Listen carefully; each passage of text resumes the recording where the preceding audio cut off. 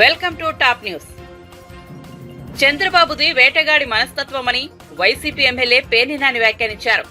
మత్స్యకారులను, బోయలను ఎస్టీల్లో చేరుస్తానని అప్పుడు చంద్రబాబు చెప్పారని, ఆ హామీ ఏమైందని ఆయన ప్రశ్నించారు. ప్రభుత్వ కార్యక్రమాల నిలుపుదలకు కుట్ర చేసింది చంద్రబాబు కాదా అని నిలదీశారు. నిమ్మగడ్డ రమేష్ కుమార్ ఎవరో తెలియదా అని వ్యాఖ్యానించారు. చంద్రబాబు చరిత్ర రాష్ట్రంలోని ప్రతి ఒక్కరికి తెలుసునని ఎద్దేవా చేశారు. పేదలు, వితంతువులకు ఇంటింటికి వెళ్లి పింఛన్లు అందించాలనే ఆలోచన ఎప్పుడైనా చేశారా అని పేర్ని నాని ప్రశ్నించారు.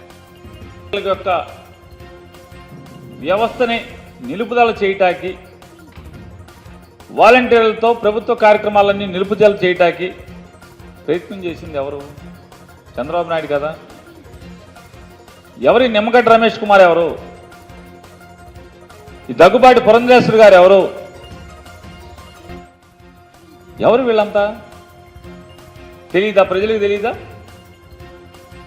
నిమ్మగడ్డ రమేష్ కుమార్కి ఏంటి, మనకి ఏంటి సంబంధం? ఎవరికి ఈ అక్రమ సంబంధాలు? భారతీయ జనతా పార్టీలో ఉన్న నాయకులకి ఎవరెవరికి ఏం సంబంధాలను ఎవరికి తెలీదా? ప్రజలు కళ్ళు మూసుకొని వెనకటికి ఏదో సామెత ఉంటుంది, మీలాంటి పిల్లులు కళ్ళు మూసుకుని పాలు తాగుతా దొంగతనంగా ఎవడు చూడలేదనుకుంటే, మీరు కళ్ళు మూసుకున్నంత మాత్రాన ప్రపంచం కళ్ళు మూసుకోవాలా? ప్రపంచానికి మీ చరిత్ర, మీ జాతకాలన్నీ కూడా ప్రజలకు తెలుసు. ఎవరి నిమ్మగడ్డ రమేష్ కుమార్ అనేది ప్రజలకు తెలీదా?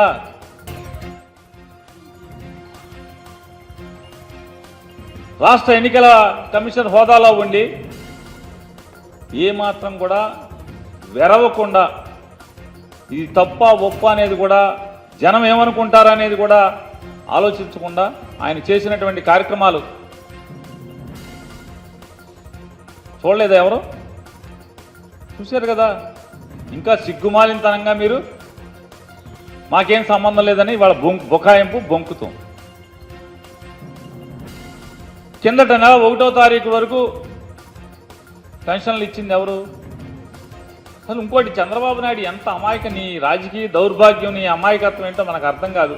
55 మాసాల పాటు వాలంటీర్లు పెన్షన్లు ఇస్తే 56వ మాసం, 57వ మాసం వాలంటీర్లు ఇవ్వకపోయినంత మాత్రాన ఏంటి ఏమవుద్ది? అల్టిమేట్గా వాలంటీర్ ఇవ్వని లేదా ఎవరివ్వని, అంటే ఒక రెగ్యులర్ అంటే ప్రభుత్వ ఉద్యోగి ఎవరైనా తీసుకెళ్ళి వాలంటీర్కి పెన్షన్ ఇస్తే ప్రజలకు తెలియదా? ఎవరు పంపించారు ఈ డబ్బులు? జగన్మోహన్ రెడ్డి గారు ప్రభుత్వం పంపించిందని తెలియదా? ఇవాళ చంద్రబాబు నాయుడు గారు పవన్ కళ్యాణ్ పంపించారనుకుంటారేంటి ఈ 2 నెలలు వాలంటీర్ లేకపోతే? ఏ రోజు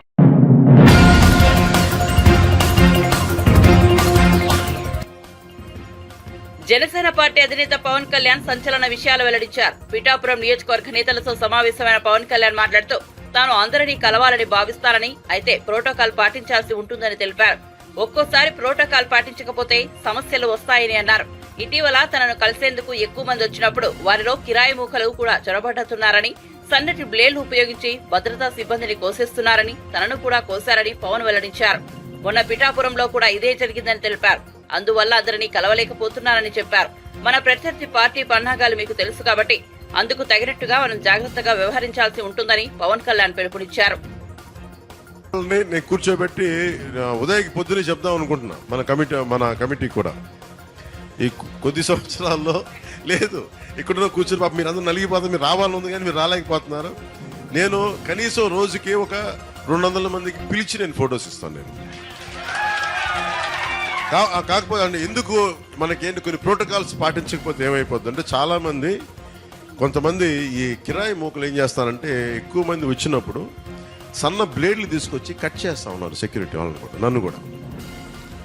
మన ఇక్కడ కూడా జరిగింది. అందువల్ల ఏంటంటే కొంచెం ఇలాంటి పరిస్థితుల్లో మీకు మన ప్రత్యర్థి పార్టీ పన్నాగాలు తెలుసు కాబట్టి అందుకని కొంచెం స్ట్రీమ్ లైన్ ఉంటే మనం చేసుకోవడానికి బాగుంటుంది.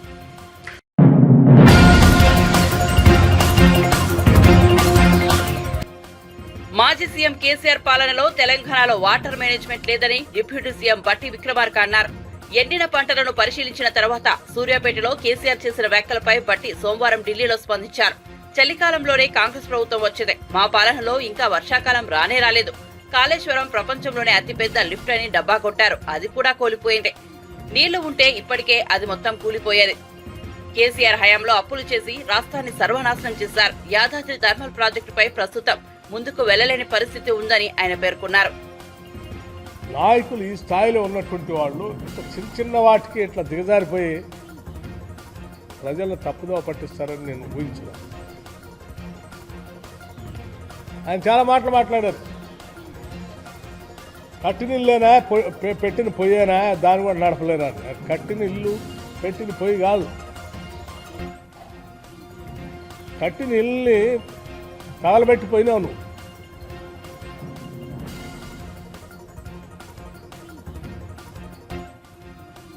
కరెంటు యాదాద్రిని మొదలు పెట్టాక వీళ్ళు ముందు నడిపించలేకపోయారు. అసలు ఆయన బాధంతా ఎన్నికల్లో ఓడిపోయిన తర్వాత అంతా తనమ్మటే ఉంటారు, తను చెప్పినట్టుగా వింటారు, తను గీస్తే గీత యాదాద్రిని మొదలు పెట్టాక ముందు నడిపించలేకపోయారు. అసలు అది నేనుంటే ఎప్పటికల్లా తెలిసేసేవాడిని. యాదాద్రి ఎప్పుడు మొదలు పెట్టారు మీరు? నేను లెక్కలతో సహా ఎందుకు అసలు ఆలస్యమైంది, ఎవరి వల్ల ఆలస్యమైంది కూడా డేట్లతో సహా నేను మీ ద్వారా రాష్ట్ర ప్రజలకి, దేశానికి కూడా తెలియజెప్పాలి. మీరు యాదాద్రి పవర్ ప్రాజెక్ట్ని పెట్టిన స్థలమే 359, 360 కిలోమీటర్ల పైబడి థర్మల్ కోల్ దొరికే ప్రదేశం నుంచి దూరంగా పెట్టారు. అదే తప్పని చాలామంది చెప్పారు. కోల్ ట్రాన్స్పోర్టేషన్తో ఎప్పుడైతే కాస్ట్ పోనీ పెట్టిన దాన్నైనా మీరు ఏమైనా కంప్లీట్ చేశారా అంటే మీరు ఎన్విరాన్మెంటల్ క్లియరెన్స్ తీసుకోవడానికి కేంద్ర ప్రభుత్వానికి మీరు 50% ఇంపోర్టెడ్ 50% డొమెస్టిక్ కోల్ ఇస్తా అని చెప్పి దాంతో పెడుతున్నామని ఆ స్టాండర్డ్స్లో పర్మిషన్ కోసం అప్లై చేస్తాం. ఆడ పబ్లిక్ హియరింగ్ కూడా చేసి 50% డొమెస్టిక్ 50% ఇంపోర్టెడ్ కోల్, ఆ కోల్తో ఉండేటువంటి ఎన్విరాన్మెంటల్ ప్రాబ్లం సరిపోయేటట్టుగా సమావేశం పెట్టి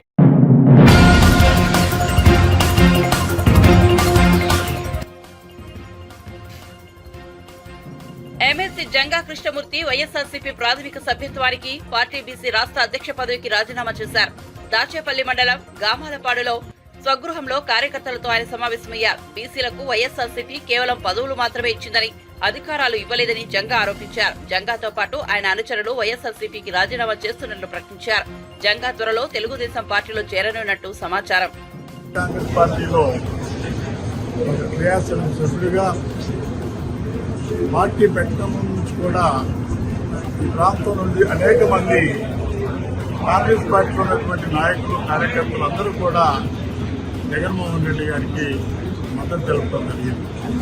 గత 4 సంవత్సరాలు చూసుకున్నట్లయితే అనేకమైనటువంటి పరిణామాలు ఈ యొక్క నియోజకవర్గానికి సంబంధించి ఎవరైతే మొట్టమొదటి నుండి పార్టీకి పనిచేశారో, ఎవరైతే పల్నాడులో జెండా పట్టుకున్నారో, ఎవరైతే అధికారం లేనప్పుడు అన్ని విధాలుగా కష్టపడ్డారో వారందరూ కూడా పక్కన పెట్టి తన అనుయాలైనటువంటి కొంతమందిని తీసుకొని ఏమాత్రం కూడా పార్టీ సమావేశాలు లేకుండా, ఏమాత్రం కూడా పార్టీ ఉండదా లేదనేటువంటి తెలియకుండానే ఒంటెత్తిపోకుండా పోతున్నటువంటి శాసనసభ్యులు ఈ నియోజకవర్గంలో అనేకమైనటువంటి ఎమ్మెల్సీగా ఉన్న నన్ను, అది ప్రభుత్వ వైపుగా ఉన్న నన్ను అనేకమైన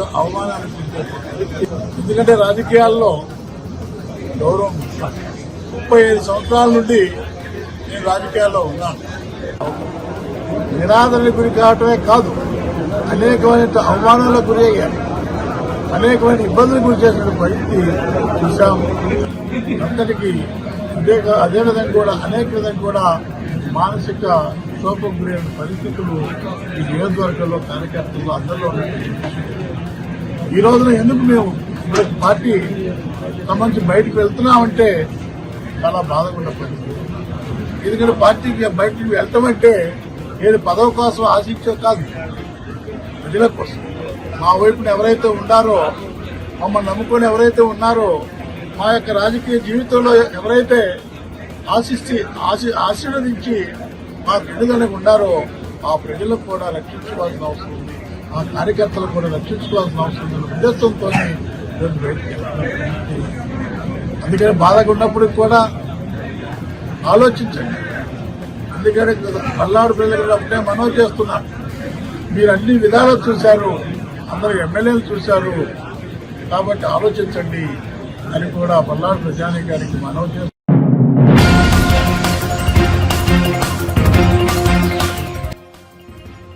4 నెలలుగా మాట్లాడని మాజీ ముఖ్యమంత్రి కేసీఆర్ నేడు బయటకు వచ్చి తమ ప్రభుత్వంపై అబద్దాల ప్రచారం చేస్తున్నారని మంత్రి పొన్నం ప్రభాకర్ మండిపడ్డారు.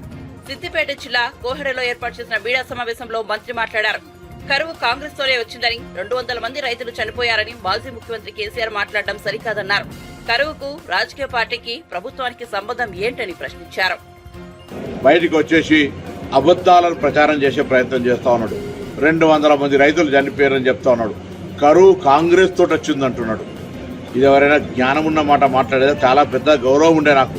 అవగాహన లేకుండా మాట్లాడితే 10 సంవత్సరాలు పరిపాలించిన వ్యక్తే కరువుకు రాజకీయ పార్టీకి సంబంధం లేదు, ప్రభుత్వానికి కరువుకు సంబంధం లేదు.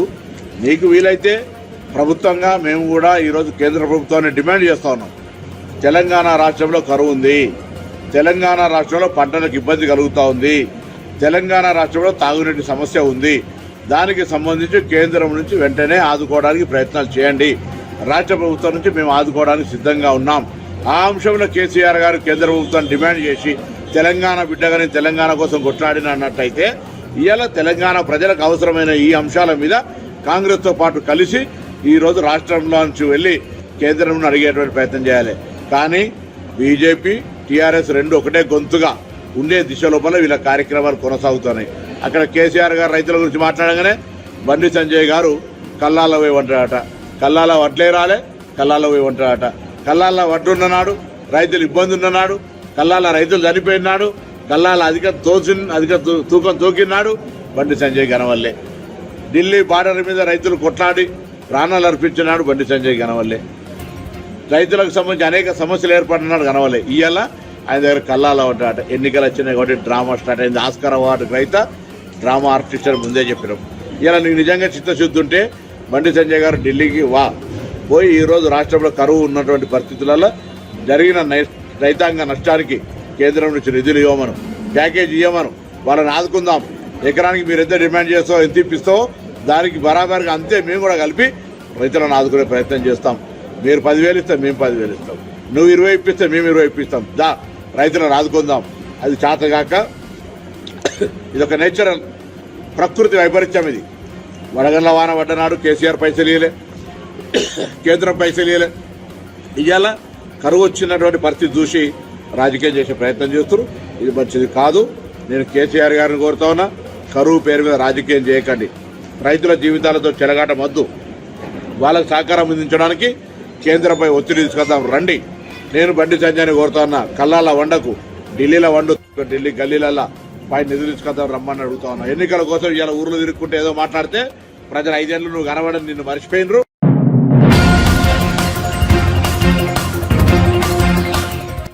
కాళేశ్వరం ప్రాజెక్టును కట్టింది ఎల్ఎన్టీ నిర్మాణ సంస్థ అని, నిర్మాణ లోపాలుంటే వెళ్లి ఆ సంస్థను అడగాలని మాజీ మంత్రి శ్రీనివాస్ గౌడ్ అన్నారు. ఆయన మీడియాతో మాట్లాడుతూ ఎల్ఎన్టీ సంస్థ దేశంలోని అనేక ప్రాజెక్టులు నిర్మించిందని అన్నారు.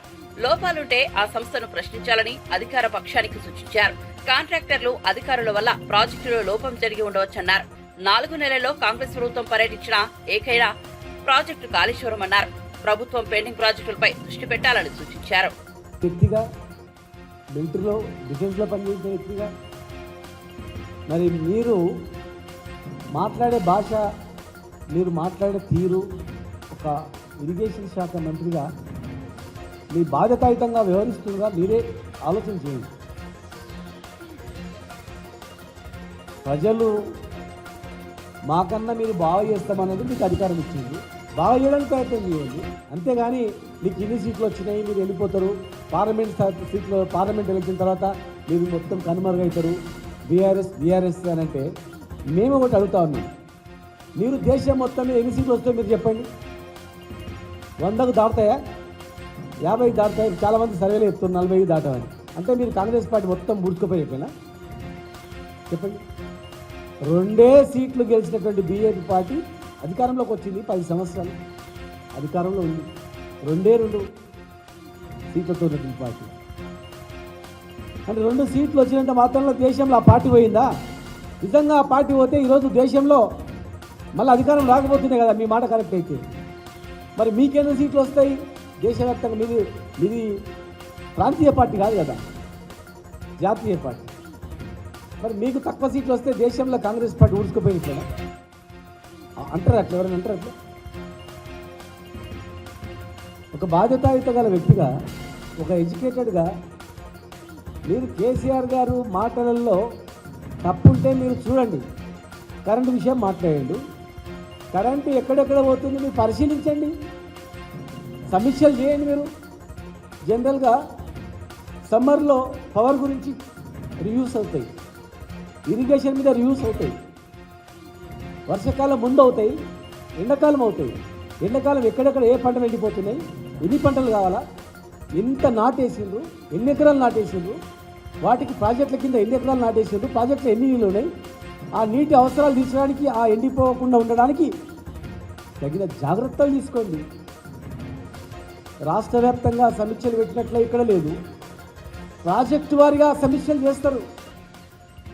ఉత్తమ్ కుమార్ రెడ్డి గారు, మేము మా దగ్గర గతంలో కొయిల్సార్ కింద సమీక్షలు చేస్తుంటుంది, జూరాల కింద సమీక్షలు చేస్తుంటుంది. మీరు ఎన్ని ప్రాజెక్టులు ఉంటాయో అన్ని ప్రాజెక్టులు మొత్తంగా హైదరాబాద్లో టోటల్గా రివ్యూ చేయండి. ప్రాజెక్టు వాళ్ళగా ఆ జిల్లా మొత్తం రివ్యూ చేయమని చెప్పండి.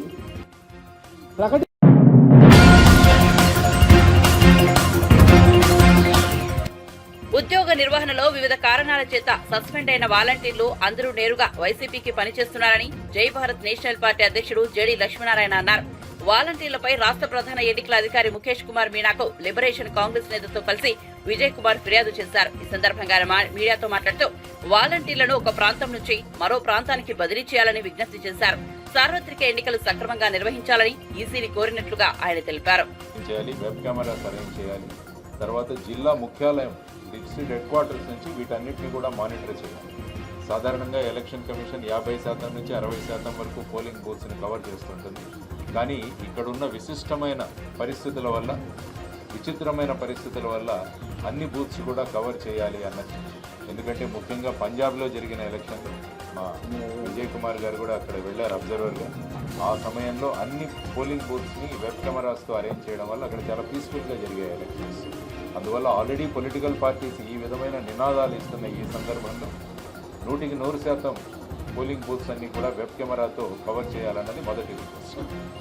రెండవది, మేము ఇచ్చిన రెండవ విన్నపం ఏంటంటే, ఏ విధంగా వాలంటీర్స్ అయితే ఓటర్లను ఇన్ఫ్లుయెన్స్ చేస్తున్నారు, అదేవిధంగా district rural development agency DRDA, ఆ తర్వాత మెప్మా వీరిద్దరూ కూడా ముఖ్యంగా డ్వాక్రా మహిళలు మిగతా సంఘాలతో చాలా సంవత్సరాల నుంచి వాడు పనిచేస్తున్నారు. అందువల్ల వీళ్ళ ద్వారా ప్రస్తుతం ఉన్న ప్రభుత్వం మహిళా ఓటర్లని ఇన్ఫ్లుయెన్స్ చేసే ప్రయత్నాలు చేస్తున్నారు. కాబట్టి వారిని ఇప్పుడు ప్రస్తుతం ఉన్న ప్రదేశాల్లో ఉంచకుండా వారిని ఇంతకుముందు ఏ విధమైన డిస్ట్రిక్ట్స్ ఉండేవో అక్కడికి పంపాలని చెప్పేసి ఇంకొక రిక్వెస్ట్ ఒకటి చేయడం జరిగింది.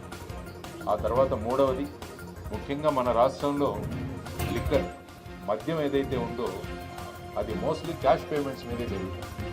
ఈవెన్ దో వాళ్ళు అంటున్నారు మేము డిజిటల్ పేమెంట్స్ తీసుకుంటున్నామని కూడా నేను ఎక్సైజ్ డిపార్ట్మెంట్తో చెక్ చేస్తే 99% ఇంకా కూడా క్యాష్ పేమెంట్సే జరుగుతాయి.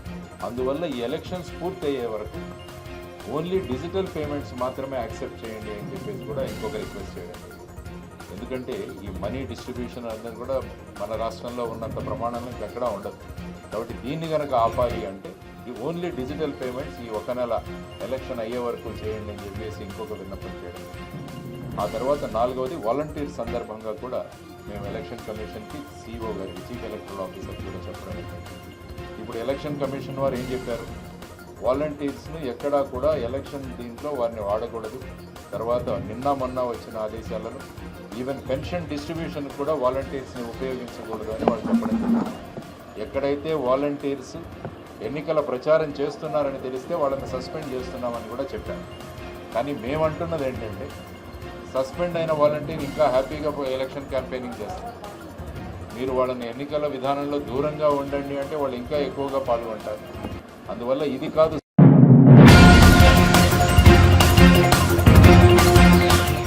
కాంగ్రెస్ పార్టీలో చేరిన అనంతరం కడియం శ్రీహరి, ఆయన కూతురు కడియం కావ్య సోమవారం అటవీ, పర్యావరణ, దేవాదాయ ధర్మాదాయ శాఖ మంత్రి కొండా సురేఖ, ఆమె భర్త కొండా మురళిని వారి నివాసంలో మర్యాద పూర్వకంగా కలిశారు. ఈ సందర్భంగా రాష్ట్రంలో నెలకొన్న రాజకీయ పరిస్థితులపై చర్చించారు.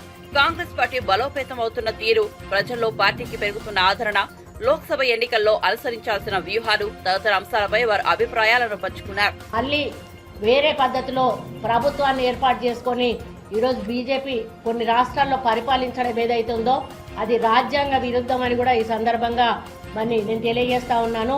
ఇక మరి మన ప్రాజెక్టులకు విషయానికి వస్తే నిరంతరం నీళ్ళిస్తామని చెప్పి కాళేశ్వరం ప్రాజెక్టు పేరుతో లక్షల కోట్ల అవినీతికి పాల్పడ్డారు. మరి మేడిగడ్డ బ్యారేజు వైఫల్యం కూడా ఈరోజు మనం చూసాము.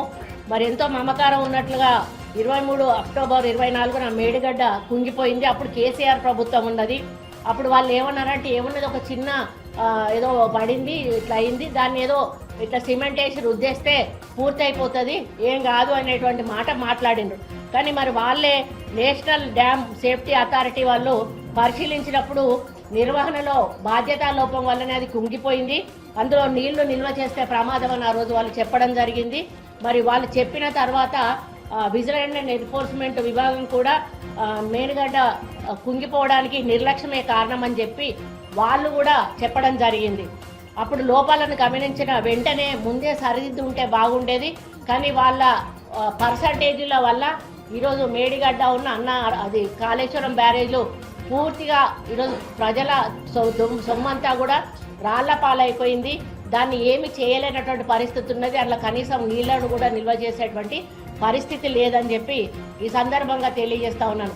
ముఖ్యంగా ఈ కాళేశ్వరం డిజైనర్ ఎవరంటే, ఈ రెండు ప్రాజెక్టుల డిజైనర్ ఎవరంటే కేసీఆర్ గారు. ఎందుకు అనంటే ఏదైనా ఒక ప్రాజెక్ట్ కట్టాలంటే ఎక్స్పర్ట్స్ రావాలి, విదేశాల నుంచి ఎక్స్పర్ట్ టీం వచ్చి కట్టి వాళ్ళు అబ్జర్వేషన్లో ఉండి పూర్తయ్యే వరకు కూడా ఉండిపోవాలి.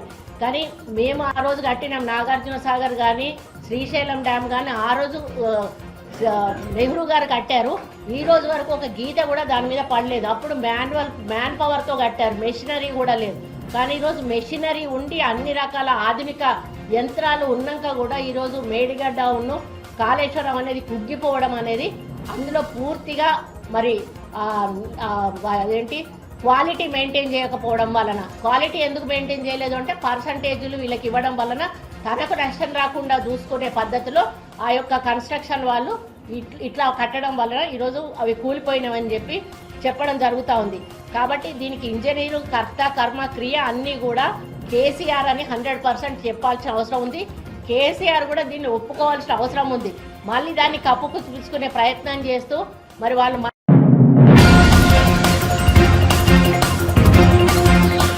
వాలంటీర్లపై కేసు వేసిన నిమ్మగడ్డ రమేష్ కుమార్ కి టీడీపీతో సంబంధాలున్నాయని మంత్రి బొత్స సత్యనారాయణ ఆరోపించారు. సిటిజన్ ఫర్ డెమోక్రసీ అని నిమ్మగడ్డ రమేష్ కుమార్ ఆధ్వర్యంలో పెట్టించాలని సోమవారం విశాఖలో విలేకరుల సమావేశంలో అన్నారు. వాలంటీర్లతో పెన్షన్ పెంచడానికి వీలు లేదని, దానివల్ల వైసీపీకి మేలు జరుగుతుందని చెబుతున్నారు. గత కొన్ని సంవత్సరాలుగా వాలంటీర్లు పంచుతున్నారుగా అని ప్రశ్నించారు. పాన్ షాప్ కిడ్నీ పడితేరో అప్పు తెచ్చుకొని బతుకుతున్నా, పప్పు తెచ్చుకొని 1వ తారీఖు ఇచ్చేస్తామని చెప్పిన పరువును కాపాడుకుంటున్నా, ఆ వితంతుకి ఏం చెప్తారు చెప్పండి సమాధానం. ఏమి రాజకీయాలు అంటే ప్రతిదీ రాజకీయమేనా? మానవత్వం ఉండొద్దు మనిషికి? వాళ్ళు మనుషులా ఏంటి? నేను తీవ్రంగా మేము దీన్ని ఆక్షేపిస్తున్నాం. ఇంకా సర్దిద్దుకోవడం కూడా చేతులు లేదు. ఎలక్షన్ కమిషన్ పునఃపరిశీలించాలి తప్ప మళ్ళీ ఇది కాగితం పెట్టడానికి కూడా లేదు. నేను మళ్ళీ నాగనాచనగా ప్రత్యేక ఏర్పాటు చేయండి అని మళ్ళీ లెటర్ రాస్తాడు. పెద్ద నాగనాచి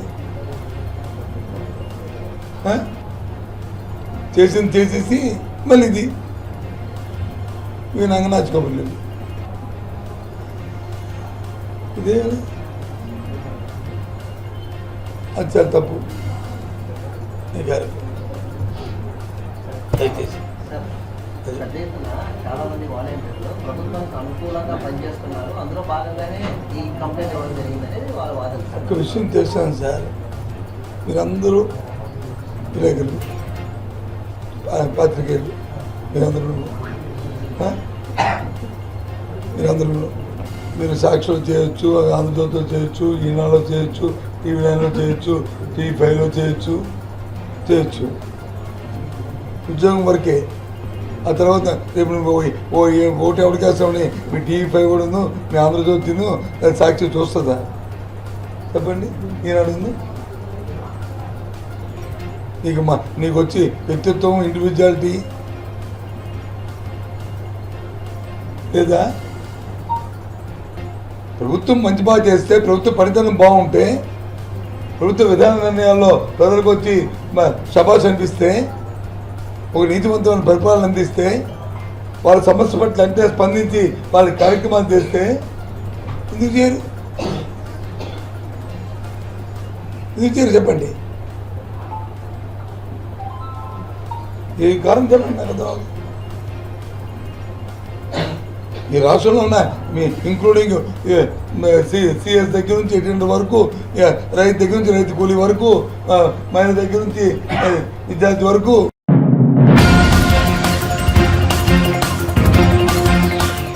వైసీపీ నేతలపై బీజేపీ ఎంపీ అభ్యర్థి సుజనా చౌదరి కీలక వ్యాఖ్యలు చేశారు. కేసీఆర్ నాని స్థాయికి తాను దిగజారలేనని అన్నారు. ఎప్పుడూ ప్రత్యర్థులపై కామెంట్ చేయను అని తెలిపారు. ఎన్నికల సమయంలో అసంతృప్తులు సహజం. నేను విజయవాడ దుర్గమ్మ ఆలయంలోనే పుట్టాను. విజయవాడను నేను చేయగలిగిందే చేస్తానని హామీ ఇచ్చారు. కాగా వచ్చే అసెంబ్లీ, లోక్సభ ఎన్నికల్లో బీజేపీ పోటీ చేస్తున్న విషయం తెలిసిందే.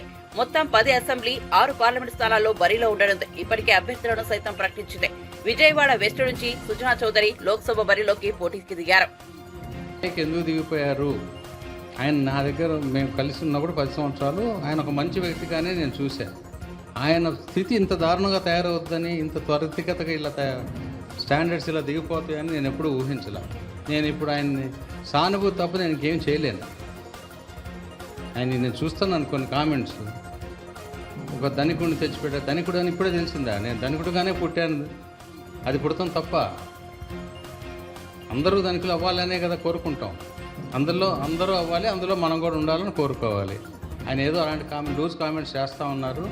దయచేసి ఆ కామెంట్స్కి నన్ను అడగొద్దు. నేను ఆ స్థాయికి దిగలేను. ముఖ్యంగా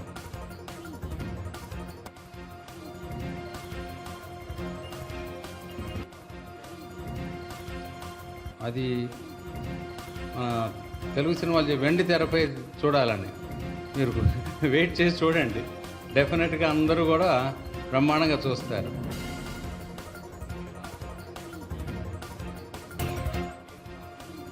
ఇప్పుడు ఎందుకు సమాధానం చెప్పాలి? రేపు చేసి చూపెడతాను నేను.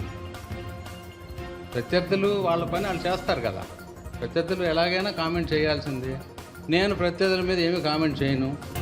ఎవరి కష్టం వాళ్ళది. ఉన్న వద్దులో మనం ఎంత బాగా పనిచేయగలం అనేది మనం చేయాలి. చేసి ప్రజల అభిమానం పొందాలి. మన్నన పొంది మనం ఓట్స్ డెఫినెట్గా సంపాదించుకోగలనని నా నమ్మకం ఉంది.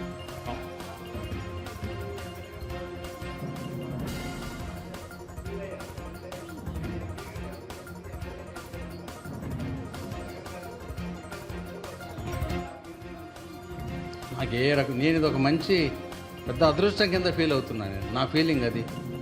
నాకు ప్రత్యక్ష రాజకీయాల్లో ఇంతకుముందు ఎప్పుడు నాకు అవకాశం రాలా. ఇప్పుడు అవకాశం వచ్చి అది విజయవాడలో రావటం. విజయవాడ, బెజవాడ అంటే రాజకీయ రాజధాని.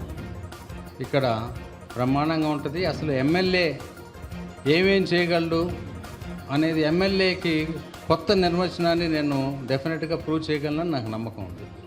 Okay thank you.